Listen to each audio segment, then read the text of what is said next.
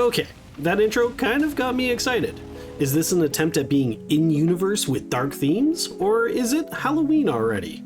Let's have a look at the Kiss of Ravage Lootcrate, or Frenzied Kiss, depending on which title you look at. Here's my opinion on this Lootcrate, but just as a reminder, I really want to know your opinions in the comments. I really enjoy reading other players' thoughts on these cosmetics. So, brutally honest opinion here. The best part of this Lightforge is this intro animation. This got me so hyped up for a chainsaw weapon. But then I was let down looking at the items where there's really nothing that piques my interest this time.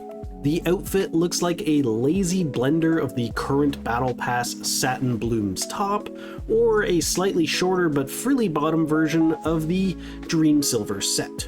And then mixing in a similar bow and leggings from the Ruin Lumina set.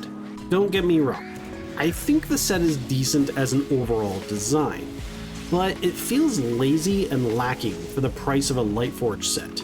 This should be in the shop for like a standard 1280 Christian. I do like the idle animations and the activatable animation with the chainsaw, but those just aren't enough for the pricing of a Lightforge crate. Speaking of pricing, if you're new to this Loot Crate system, essentially you pay real money for Christian, then use that to draw on the crate. It's 160 Christian per draw, and the first 10 are 50% off. Each draw has a chance at any item in the loot pool. After 20 draws, you're guaranteed a gem. Gems can then be exchanged for the best items, and any duplicate items drawn will give you relics, which can also be used to exchange for items in the shop. So here's the math. Lightforge gems have a 7% chance to drop per draw. So via probability calculation, you have a 51.6% chance to get one every 10 pulls. In the absolute worst case scenario where you are extremely unlucky and never get a gem before the guarantee at 20 pulls, this would be the math for acquiring gems in the worst case. Remember, this is the absolute worst case, and the more gems you want, the less likely you are to fail this hard. But it is best to see the worst case scenario so that you understand what you're getting into. However, with duplicate draws, you will also get those relics that reduce the worst case scenario by a randomized amount. Please remember though, this system is gambling. If you have an addiction to gambling or you are underage, stay away from this. Alright, let's move on to the item showcase. First, we have the Midnight Kiss set.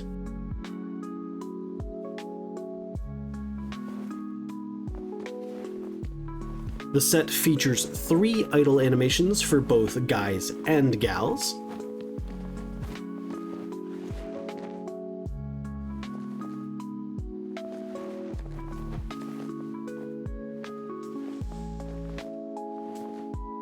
A unique activatable animation.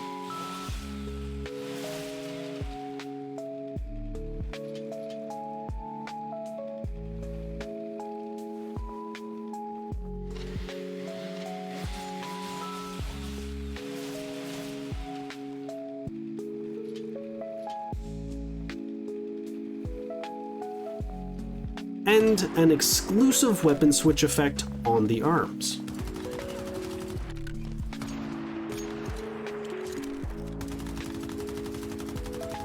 The Quantum Floater Void Wings skin, featuring a robotic V with a weird face projecting a face thing going on.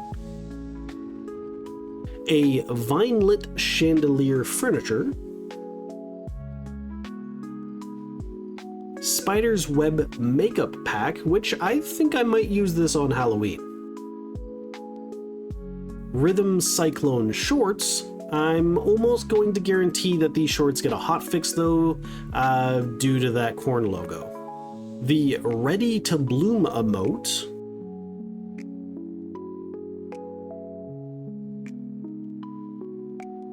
An artwork weapon charm.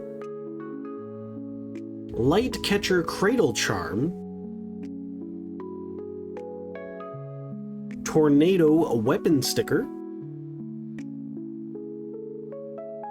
Summer weapon sticker. the Grinning Hat,